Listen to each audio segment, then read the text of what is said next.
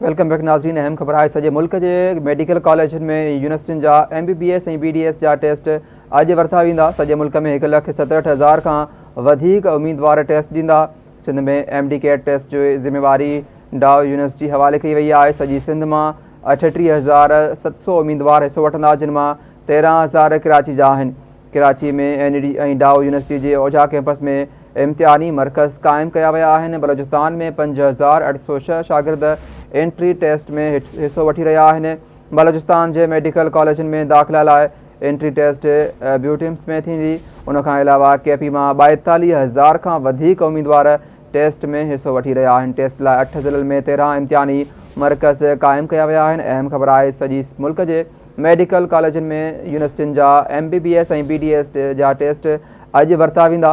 सॼे मुल्क में 1,67,000 खां वधीक उम्मीदवार टेस्ट में हिस्सो वठंदा। सिंध में MD कैट टेस्ट की ज़िम्मेवारी डाव यूनिवर्सिटी हवाले कई वई आहे। सॼी सिंध में 38,700 उम्मीदवार हिस्सो वठंदा, जिन में 13,000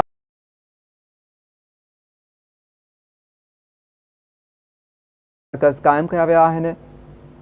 अहम ख़बर है सॼे मुल्क के मेडिकल कॉलेजन ऐं यूनिवर्सिटियुनि जा MBBS ऐं BDS जा टेस्ट अॼु वरिता वेंदा। सॼे मुल्क में 1,67,000 खां वधीक उम्मीदवार टेस्ट ॾींदा, जॾहिं त सिंध में MD कैट टेस्ट की ज़िम्मेवारी डाव यूनिवर्सिटी हवाले कई वई आहे। सॼी सिंध में 38,700 उम्मीदवार हिस्सो वठंदा, जिन में 13,000 कराची जा आहिनि।